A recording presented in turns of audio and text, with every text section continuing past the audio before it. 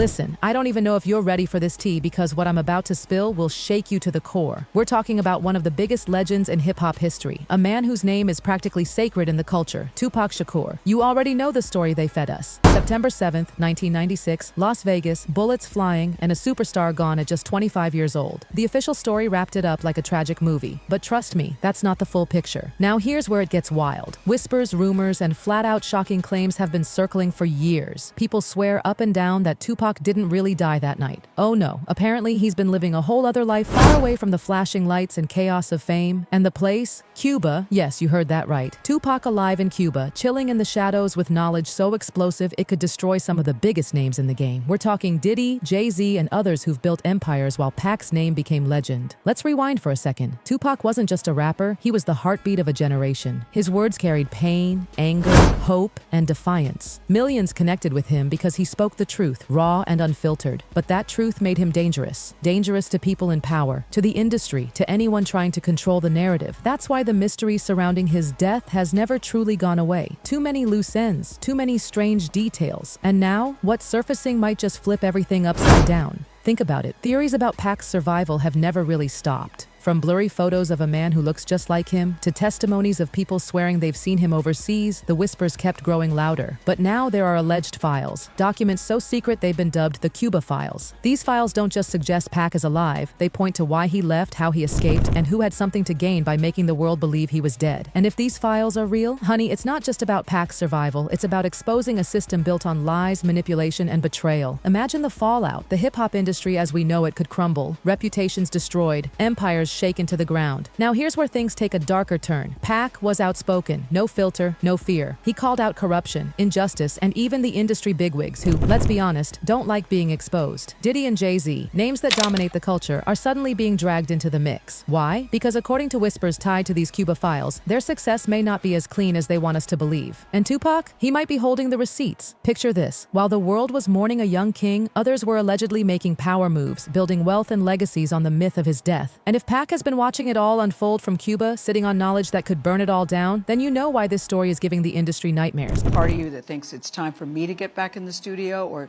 you're in no rush to do that, or are you waiting till the time is right for you? Yeah, I think... Because we can't use the word retirement for you. Yeah. No, I already did that. I can't do that ever again. I would say I want to make music, but it has to be something important. I don't want to just make a bunch of tunes. For Diddy to come on stage, pat him on his and then make the statement to people in the world that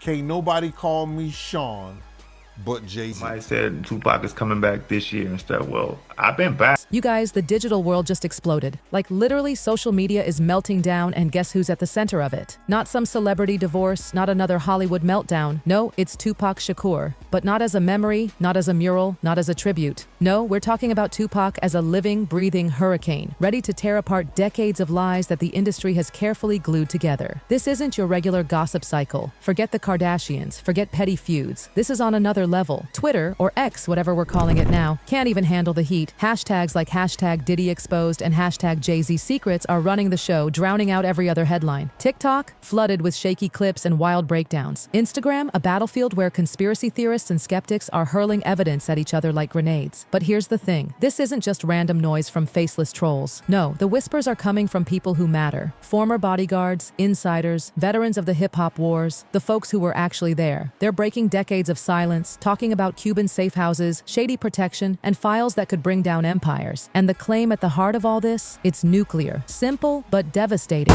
Tupac Shakur didn't die in 1996. He vanished, disappeared into Cuba, protected by Fidel Castro's inner circle. Imagine that. Tupac, hiding in plain sight while everyone else was building careers and empires on the myth of his death. It's just being like, slavery's bad, bad whitey. I mean, all right, let's stop that. And everybody's smart enough to know that, I mean, we've been slighted. Think about it. September 1996, the Vegas shooting. The official story says Pac died 6 days later. But who actually saw him? Other than hospital staff and his mother? No one. That coroner's report didn't even match his real height. The cremation, handled by someone who mysteriously vanished into thin air right afterward. Suspicious much? And don't even get me started on the whispers from security operatives. Late-night flights to the Caribbean, body doubles stepping in for appearances, even Fidel Castro personally offering sanctuary. This wasn't impossible. Castro had been thumbing his nose at the U.S. for decades by harboring fugitives. Why wouldn't he protect Tupac, who was already a symbol of resistance?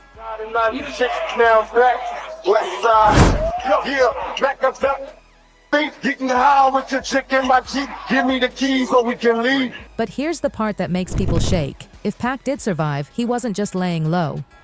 He was preparing. Think about it. 30 years in exile. That's 30 years to connect with Cuban intelligence networks, to gather international contacts, and most importantly, to collect evidence. Not just scraps of gossip, but real airtight receipts. While the whole world thought he was gone, his enemies got sloppy. They bragged, they slipped, they built empires on the grave of a man who might have been quietly writing it all down. That turns Pac from a victim into something scarier. A ghost with protection, with resources, and with decades of evidence. Untouchable. Is Pac alive?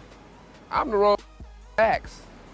But I tell you this, if you try to find a person who cremated Tupac, after he supposed cremated Tupac, he retired and vanished into the sun.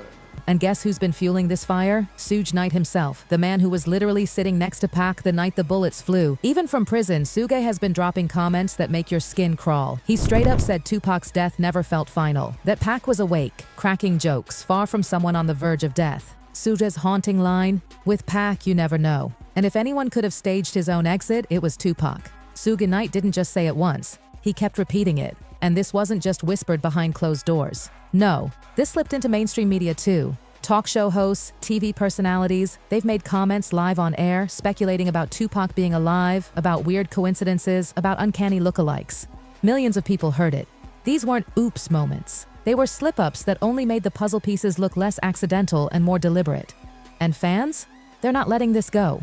They see all of these oddities. Suge's words, the coroner's shady report, the TV blunders, Pac's lyrics that literally predicted his death. They don't think it's coincidence. Not at all. They think it's a breadcrumb trail and Pac left it for us to follow. But you want to know what's got the industry shaking right now? It's not just talk. It's whispers about real physical evidence. A forbidden manuscript hidden away in Cuba supposedly for decades. They say Tupac wrote everything down. A criminal encyclopedia that names names, documents crimes, and exposes secrets powerful people have spent billions trying to bury. Insiders whisper about chapters describing money laundering, artist exploitation, orchestrated violence, and cover-ups that stretch beyond hip-hop into global business. Like, this isn't just about rap beef, this is about an entire corrupt machine. And Pac, he wasn't just writing, he was recording too. Word is he secretly taped dozens of private conversations back in the mid-90s. Not freestyles, not studio sessions, we're talking business meetings. Allegedly catching Jay-Z and Diddy plotting everything from contract scams to straight-up violent retaliation against rivals. Imagine the fallout if those recordings drop. Not only reputation's gone, it could mean RICO charges. Prosecutors wouldn't just have smoke, they'd have fire, and enough of it to burn empires down. And here's the kicker. With modern tech, even old, grainy recordings can be authenticated. Jay-Z's voice, instantly recognizable. Diddy's speech patterns, unmistakable. No way to fake that across multiple tapes. Lawyers say prosecutors might already know these tapes exist, and they're just waiting for them to surface. And with both Diddy and Jay-Z already juggling scandals and lawsuits, the timing couldn't be worse. And now we step into the part that's making industry boardrooms sweat bullets.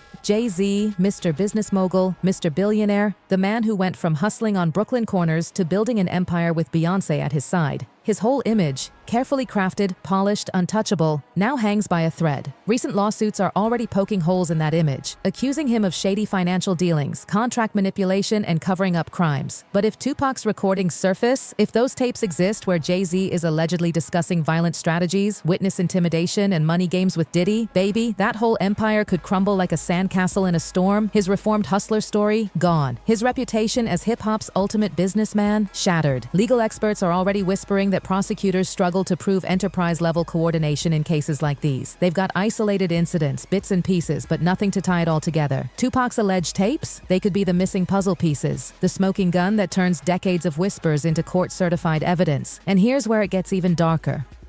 The feds aren't playing anymore. They've got tech to analyze old evidence, international allies ready to share files, and a hunger for a big splashy win. A case that proves the justice system can take down untouchable titans. If Cuban officials really are sitting on Pac's files and even considering releasing them, Trust me, Uncle Sam already knows. This is no longer just conspiracy, it's strategy. And what makes this so explosive is the timing. Both moguls are weak right now. Diddy, he's drowning in federal racketeering charges, sex trafficking allegations, and stacks of seized evidence that read like something straight out of a criminal enterprise manual. Thousands of hours of party footage, financial records that scream exploitation, witnesses painting decades of intimidation, and Jay-Z, he's fighting off civil lawsuits left and right, watching his ironclad reputation spring leak after leak. The mogul who once looked untouchable now looks cornered, and if Tupac's evidence is real, then he's not just cornered, he's finished. Now let's talk about the part that still gives fans chills. Suge Knight's explosive testimony. The man wasn't just a witness. He was there in the car when the bullets rained down in Vegas, and from his prison cell, he's been hinting at something sinister. Pac's so-called assassination wasn't random, it was orchestrated. According to Suge, people Pac trusted played a role. Let that sink in. He points fingers at Snoop Dogg, yeah, Snoop,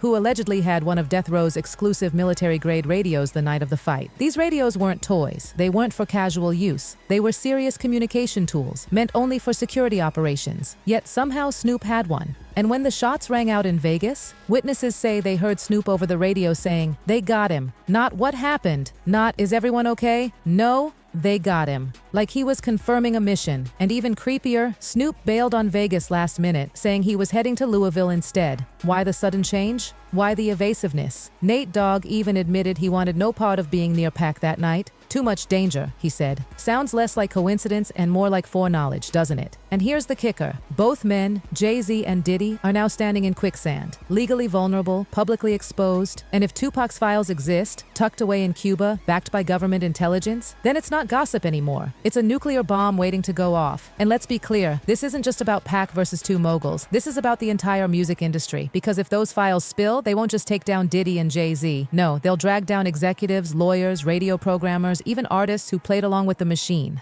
The open secret that success in this business often comes with dirty deals, finally exposed, with legal consequences. You see where this is heading, right? This isn't just scandal, it's revolution.